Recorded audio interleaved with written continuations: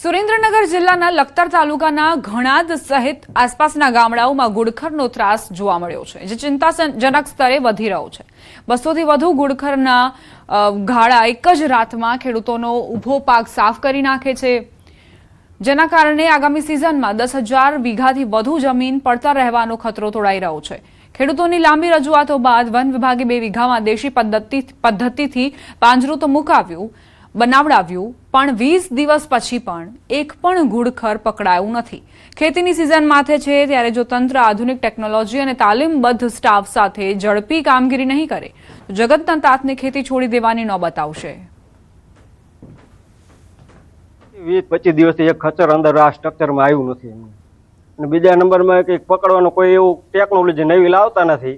એવું કંઈક લાવો તો કદાચ પકડી જાય તો ઝડપી કાર્યવાહી થાય ને હવે ખેડૂતનો સમય થઈ ગયો હોય વાવણી માટેનો। અહીંના ફોરેસ્ટ અધિકારીઓ ઘણા બધા આવે છે, ખાલી જોઈને વહી જાય છે ને આવે તો ચા પાણી પીવે, ખાઈ પીવે, 2-3 જણા આવે ને ખાલી જોવે, પણ એમ નથી નહીં કઈ અને એમને અધિકારી ઉપરથી કેવું ટેકનોલોજીનો ઉપયોગ કરવો જોઈએ કાયદેસર રીતે। વિજ્ઞાન અત્યારે કેટલું આગળ છે, તો ખચરને પકડવા માટેની કોઈ ટેકનોલોજીનો ઉપયોગ કરીને પણ ખચરને લોકો પકડી શકે છે। અમે 2 વર્ષથી ઘુડખરના પ્રયાસ કરી રહ્યા હતા। 10,000 વીઘામાં નુકસાની હતી, બરોબર। અમે બધી આવેદનપત્ર આપ્યા, કલેક્ટર કચેરી હોય, મામલતદાર કચેરી હોય કે ગાંધીનગર હોય કે વન પર્યાવરણ મંત્રી હોય, તો 2 વર્ષ પછી આવડા બધા આવ્યા છે વન પર્યાવરણ મંત્રી, વન પર્યાવરણ વાળા, અને આવા પાંજરા મૂક્યા છે। પાંજરામાં લગભગ 30 દિવસ જેવું થયું પણ એક ઘુડખર નથી આવ્યું। આમાં ઘુડખર અભયારણ્ય પ્રવાસીઓ માટે તો આકર્ષણનું કેન્દ્ર બન્યું છે, પરંતુ આ અભયારણ્યમાંથી બહાર નીકળી ગયેલા ઘુડખર હાલ ઘણાદ ગામના ખેડૂતો માટે આફતરૂપ બન્યા છે। ઘણાદ ગામમાં છેલ્લા 2 વર્ષ કરતાં વધુ સમયથી ઘુડખરના જે ત્રાસ છે એના હિસાબે થઈ અને ખેડૂતો દ્વારા અવારનવાર રજૂઆત કરવામાં આવ્યા બાદ છેલ્લા 20 દિવસથી વન વિભાગ દ્વારા આપ જોઈ શકો છો ટીવી પરના દ્રશ્યોમાં આ પ્રકારનું એક વિશાળ પાંજરું બનાવવામાં આવ્યું છે, જેની અંદર ઘુડખરને પકડવા માટેની જે છે કાર્યવાહી કરવામાં આવી રહી છે, પરંતુ ક્યાંક ને ક્યાંક વન વિભાગની નિષ્ફળતાના કારણે આ 20 દિવસ કરતાં વધુ સમય થવા છતાં હજુ સુધી એક પણ ઘુડખરને વન વિભાગની ટીમ પકડી શકી નથી। ઘુડખર છે એ ઊભો પાક ખાઈ જાય તેવી સ્થિતિ છે, ત્યારે ક્યાંક ને ક્યાંક વન વિભાગની અધિકારીઓની કામગીરી સામે ઘણાદ ગામના ખેડૂતો અને જે ગ્રામજનો છે સવાલો ઉઠાવી રહ્યા છે। અક્ષય જોશી, ન્યૂઝ 18 ગુજરાતી, ઘણાદ। સોમનાથ મંદિરમાં વીઆઈપી અને સ્પેશિયલ દર્શન નામે દેશભરમાં ફ્રોડ ગેંગ સક્રિય થઈ છે, જે નકલી વેબસાઇટનો ઉપયોગ કરી ભક્તોને ચૂનો લગાવી રહી છે। આવી છેતરપિંડીથી બચવા અને સાવચેત રહેવા માટે સોમનાથ ટ્રસ્ટ દ્વારા શ્રદ્ધાળુઓને ખાસ અપીલ કરાઈ। તેઓએ જણાવ્યું કે સોમનાથમાં વીઆઈપી દર્શન માટે પાસ કે ટિકિટની કોઈ પ્રથા નથી। દર્શન માટે બધા માટે એક સરખી જ વ્યવસ્થા છે। આ સાથે રૂમ બુકિંગ, પૂજા વિધિ કે પ્રસાદ બુકિંગ માટે માત્ર શ્રી સોમનાથ ટ્રસ્ટની વેબસાઇટ somnath.org પર જ બુકિંગ કરવા અપીલ કરાઈ છે। ટ્રસ્ટ દ્વારા શ્રદ્ધાળુઓને વિશેષ અને ખાસ અપીલ કરવામાં આવે છે કે સોમનાથ ટ્રસ્ટ દ્વારા માત્ર સોમનાથ ટ્રસ્ટની ઓફિશિયલી વેબસાઇટ somnath.org પરથી જ રૂમ બુકિંગ હોય, પૂજા વિધિનું બુકિંગ હોય કે પ્રસાદનું બુકિંગ હોય, માત્ર ને માત્ર ઓફિશિયલ વેબસાઇટ પરથી જ કરવામાં આવે છે। ટ્રસ્ટમાં વીઆઈપી કે સ્પેશિયલ દર્શનની કોઈ પ્રથા પહેલેથી છે જ નહીં કે આવું વીઆઈપી દર્શન માટે કોઈ ટ્રસ્ટમાં વ્યવસ્થા જ નથી, જેથી દરેક શ્રદ્ધાળુઓને ધ્યાનમાં લેવું એમાં ચેતવવામાં આવે છે। વાવથરાથી સમાચાર। દિયોદર તાલુકા પંચાયત ચૂંટણી મામલે રાજકીય ઘમાસાણ તેજ। ચૂંટણી અધિકારી સાથે ઝપાઝપી મામલે ફરિયાદ નોંધાયેલી હતી અને તે સામે કોંગ્રેસનો વિરોધ। બનાસકાંઠા જિલ્લા કોંગ્રેસ પ્રમુખ ગુલાબસિંહ રાજપૂતે જિલ્લા પોલીસ વડાને રજૂઆત કરી છે। સાંસદ ગેનીબેન ઠાકોર, પૂર્વ ધારાસભ્ય શિવાભાઈ ભૂરિયા સહિત કોંગ્રેસના આગેવાનો ઉપસ્થિત રહ્યા। કોંગ્રેસના કાર્યકરો સામે નોંધાયેલી ફરિયાદને ખોટી અને રાજકીય પ્રેરિત ગણાવાઈ। આઈપીસી 307 જેવી ગંભીર કલમો લગાવવાના નિર્ણય સામે કોંગ્રેસે વિરોધ કર્યો છે। નિષ્પક્ષ તપાસ કરી ખોટી ફરિયાદ રદ કરવાની કોંગ્રેસે માંગ કરી।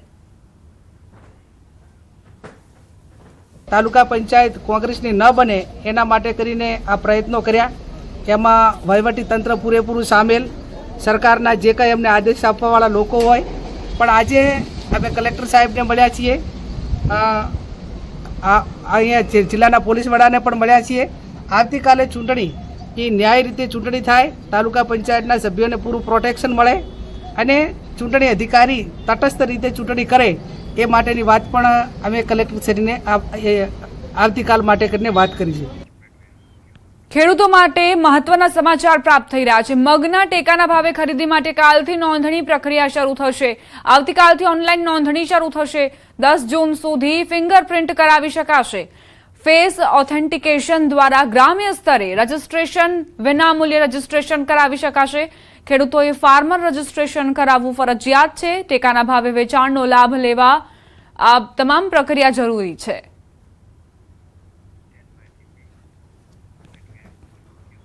ભારતમાં ઇબોલા વાયરસના એક પણ કેસ નથી, પરંતુ કોઈ પણ પરિસ્થિતિને પહોંચી વળવા માટે રાજ્યના આરોગ્ય વિભાગે આગોતરી તૈયારીઓ શરૂ કરી દીધી.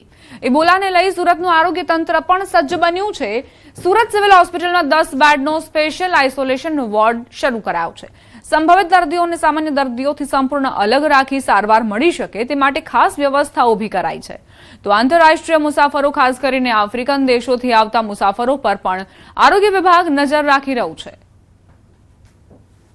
સુરત સિવિલ ખાતે આજે ઇબોલા પેશન્ટ્સ માટે, ઇબોલાના દર્દીઓ માટે સ્પેશિયલ વોર્ડની વ્યવસ્થા કરાઈ છે, જેમાં 10 બેડનો સ્પેશિયલ આઇસોલેશન રૂમ તૈયાર કરાયો છે. એની સાથે સાથે સ્પેશિયલ એની માટે લિફ્ટ, સ્પેશિયલ એમ્બ્યુલન્સ, સ્પેશિયલ એની એન્ટ્રી એક્ઝિટ, એની સાથે એની અલગથી ઓપીડી, એની સાથે અલગથી દવાઓની વ્યવસ્થા, વેન્ટિલેટર, મોનિટર્સ, આ બધી વ્યવસ્થા કરાઈ છે. ગોધરા નગરપાલિકા દ્વારા ચોમાસા પૂર્વે વરસાદી પાણી નિકાલ માટે પ્રી મોન્સૂન કામગીરી શરૂ કરાઈ છે. શહેરના વિવિધ વિસ્તારોમાં વરસાદી પાણી નિકાલ થઈ શકે તે માટે જેસીબી મશીન અને શ્રમિકો મારફતે કામગીરી હાથ ધરવામાં આવી છે. જોકે પ્રતિવર્ષ જે સ્થળોએ વરસાદી પાણીનો જમાવડો થવાની સમસ્યાનો કાયમી ધોરણે ઉકેલ લાવવામાં આવતો નથી, જેથી વેપારીઓ અને જે તે વિસ્તારોમાં રહીશોને ભારે હાલાકીનો સામનો કરવો પડે છે. જેથી કાયમી ધોરણે વરસાદી પાણી નિકાલ માર્ગ કરવામાં આવે એવી ઉગ્ર માંગ શહેરીજનો કરી રહ્યા છે. ગોધરા શહેરની શાંતિનિવાસ સોસાયટી, ભુરાવા વિસ્તારમાં આવેલી અનેક સોસાયટીઓ, જિલ્લા પંચાયત માર્ગ સહિતના અનેક સ્થળોએ સામાન્ય વરસાદમાં પણ પાણીના યોગ્ય નિકાલ માર્ગના અભાવે પાણી ભરાઈ જવાની સમસ્યા વર્ષોથી જોવા મળી રહી છે. નગરપાલિકા દ્વારા દર વર્ષે પ્રી મોન્સૂન કામગીરી કરવામાં આવે છે, પરંતુ ચોમાસામાં સ્થિતિ ઠેરની ઠેર થતા વરસતા વરસાદ વચ્ચે પાલિકા તંત્ર દોડતું થાય છે. ત્યારે ગોધરા શહેરની ભૌગોલિક સ્થિતિને ધ્યાનમાં રાખીને સુચારુ આયોજન કરી કાયમી ઉકેલ લાવવામાં આવે તેવી ઉગ્ર માંગ થઈ રહી છે. જે પણ વિસ્તારમાં જે પાણી ભરાવાનો સંભાવના છે તે વિસ્તારની અંદર અમે જેસીબી અને ટ્રેક્ટરો દ્વારા અમે સાફ સફાઈની કામગીરી પ્રી મોન્સૂન કરી રહેલ છે. પ્રી મોન્સૂન કામગીરીમાં અમે નદી, નાળા, ગટરો, ઊંડી ગટરો, જે કોતર છે, નદી છે, નાળા, એ બધી તમામ કામગીરી કરવામાં આવી રહેલ છે. વરસાદી પાણી ઘૂંટણસમાં ભરાઈ જવાને કારણે રહેણાંક વિસ્તારના રહીશોની હાલત અસહનીય અને કફોડી બની જાય છે. ત્યારે ગોધરા નગરપાલિકા તંત્ર દ્વારા આ વર્ષે ચોમાસા પૂર્વે ગોધરા શહેરના ખાસ કરીને જે સોસાયટી વિસ્તાર